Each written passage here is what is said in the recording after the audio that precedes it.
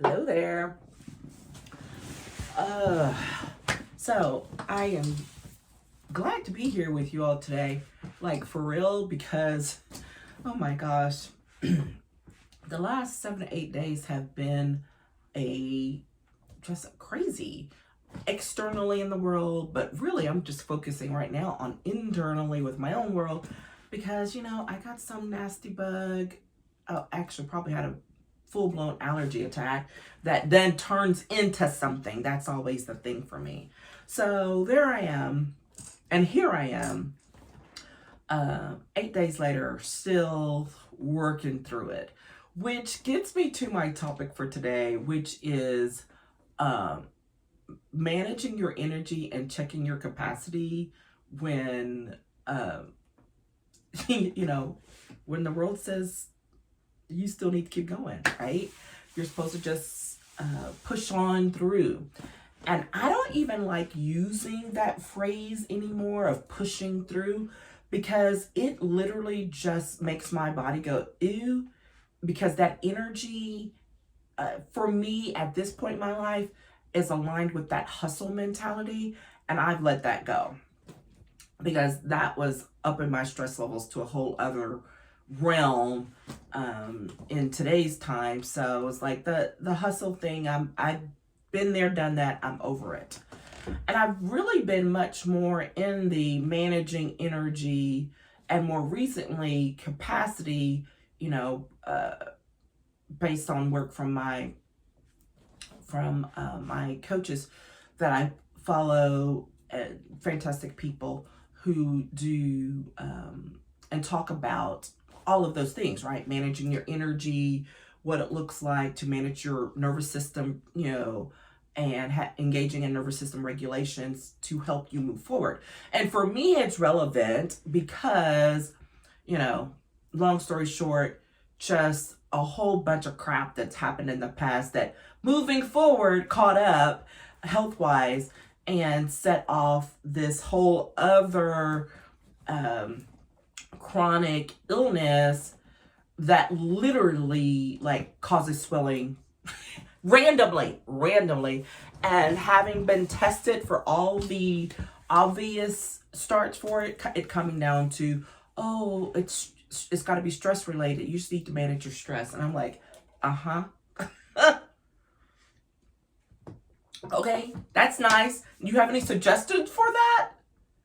So that's when I've had to go down the rabbit hole of really researching and learning more, and really in this day and time recognizing the importance of, well, not just in today's day and time, but at a new level, I will say, the importance of respecting your body and protecting your health, because it truly is your most valuable asset. And I've said that before, but it's true. I mean, I've had days in the past where I could not function as a result of my body saying, guess what? We need to shut this down for a little bit.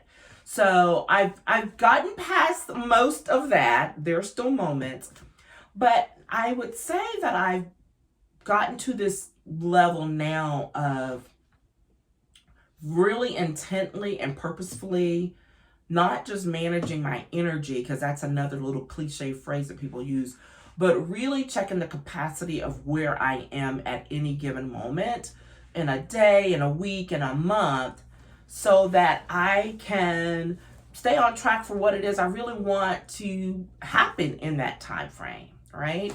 And we all know, women in general, yes, I'm going to, generalize here because it's true. Women in general are always doing something, like the next thing, because, of how, of how things are disproportionately outlaid in the home as far as work is concerned. I'm not making that up. There's research on that stuff that's based on history. You've got women who are single moms. You've got women who are, married, with children. It doesn't matter. You have women who are just single and still, having this pressure to always give and commit beyond what we probably should most of the time. And unfortunately, we get to a point where we have to pull back because something happens externally, a health crisis of your own, of someone else, whatever.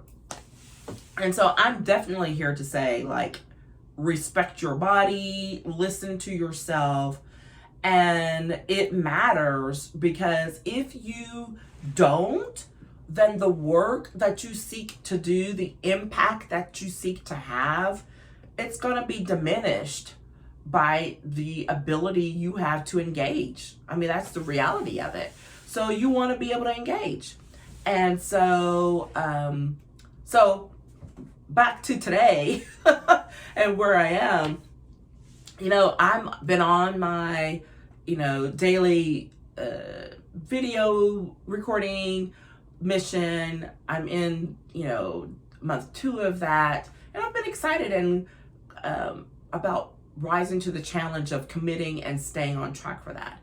And having done that before, not specifically for YouTube, but having done a live show for twice a week for years, like, I understand what that takes, and the batching. So I use some of those things that I did from before, and it's still different because I'm trying to take a different approach, to not be as scripted as I was when I was doing mostly teaching and learning sessions, and for this to be more, engaging. Yes, I want, for there to be things that people learn, but also even more authentically me, just kind of like riffing, because, I do that pretty well. So there I am, making those adjustments, and only doing maybe batching a couple of at a time, maybe, to get ahead,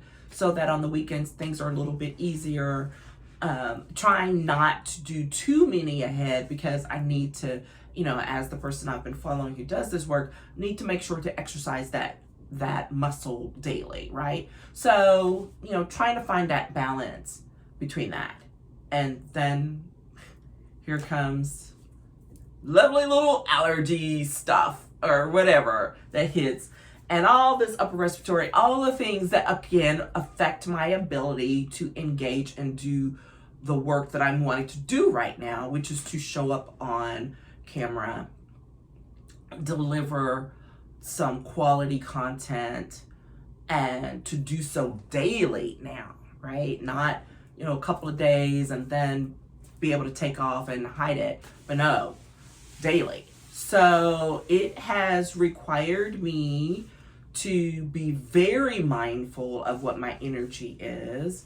I have done a tiny bit of pushing on a couple of days and then quickly retracted because I'm also in the middle of doing this work for managing a fundraising campaign for one of the nonprofit boards that I serve on, plus some other projects that I'm working on. And I'm just like, all right, let's piecemeal this. So for me, what that has looked like literally in the last week is, when I felt up to it, to go ahead and do a couple of videos in one day, and then the next day do nothing, right? So that way I could get ahead. I had been ahead a little bit, but then to get ahead a little bit more and give myself a little more breathing room. Recognizing what the energy windows look like. I've never been a morning person. I'm still not a morning person. And I'm absolutely not a morning person when I'm sick. So it takes everything I have to be able to, get up, fix my coffee, feed myself, and figure out like what directions it's going to take. So what that means for me is leaning even more heavily into doing those things that don't require a lot of physical energy and maybe a little bit rote, like checking on some electronic things or, responding to some emails, but only for a window of time, right? And for me, getting my juices going, listening to a couple of my favorite news shows, on YouTube. So that's how I've been like easing into it, knowing that I'm like, okay, I have this window of time mid-afternoon where I'm going to be at my best. This is the best I'm going to be for today while sick. So how are you going to use that time? And so that's when I would, if I was going to record, then I'm like, okay, I'm going to go do this video. I'm going to pull myself together and I'm going to do this video. I'm going to really do some a little bit heavier work. So I needed to do some work on this fundraising campaign. So I was, there I was doing that during those times. So I recognized the window of time, which wasn't so far off from how I was operating already, which is great because that's how I've been checking in on my capacity already. Right? So now it wasn't just about my capacity to do whatever in certain time frames. It was also specifically about what my energy levels were going to be in those windows, and then acknowledging it and then backing off. And so that's kind of worked well. That's worked well, especially because I definitely had a couple of days in there where I was like, the brain fog is heavy. There's no pushing through, driving through that. It's like when you're driving and you're in a heavy fog and you realize it's just time to pull over. Yes, so there were a couple of days I had to pull over. And the thing is, they weren't back to back, because then I would get some energy back and I'm like, okay, I'm good. And then another day would be like, oh. So that has worked for me. And I am glad and happy to say that, because it wasn't so far off from where I had been taking myself anyways. And so it just allowed me to lean into that more and just, let some other things go, right? I haven't been doing all that fabulous cooking that I normally do. I have a little bit just because I had a taste for something. And, when you're sick, you really normally don't eat a lot. So if I suddenly had a taste for something, I needed to go ahead and fix it, because if I had a taste of something and wanted to eat, I needed to follow through with that. So there was some of that. But energy and capacity for cleaning and doing laundry and all of that, no. Nope. If I got a little burst, I would take care of something and do a couple of things, and then I'm back on the couch with my blankets pulled up, my tea, my water, my pillows, and remote to switch to something in between, sleeping. So, which is really funny because I really haven't been engaging in a lot of naps. Probably could have been doing more of that. But what I did notice is some of my late, I'm a night owl, but the energy wanes and it's like, go ahead and shut it down. So there have been adjustments. And I'm just going to say I'm proud of myself for acknowledging them and making them. And just recommend for you, when those times come, don't ignore what you need, right? Do not ignore what your body needs. Like, when your energy levels are at their highest versus at their lowest on a good day. So when you're sick, why would you ignore that, right? It's just not the smart thing to do, if I dare to say that. Also, then the capacity, which is like, how much of something are you going to be able to do, right? And being able to acknowledge that, guess what? The capacity to do all the things are going to be less when you're sick, period. Now, you can try and push through if you want to, but you're going to pay the price for it. Speaking from experience, been there, done that. This is not my first rodeo. So I really just don't do that anymore. I will go sit my little happy butt down and be like, okay. And my husband like, oh, what are we doing? I'm like, I have no idea. Y'all figure it out. I may eat, not even a sandwich. I'm just like, I'll go figure out something to snack on and then just chill out. And so, but that comes from experience and learning and listening to yourself and remembering and acknowledging that you don't have to push all the time. It's not healthy. It's not good. It's not sustainable. Period. So, ladies, my friends out there, don't do it. Do what's in your best interest. And someone will say, oh, that's so selfish. Absolutely. Because guess what? If I can't take care of me in a moment like that, then guess what? If I'm not able to take care of me when I'm sick, how can you expect me to take care of something for you, right? And we'll do that. And so I'm saying it's okay to step back, let the dishes pile up, let somebody else figure out what's for dinner, call in, say I'm sick, I'm not functional.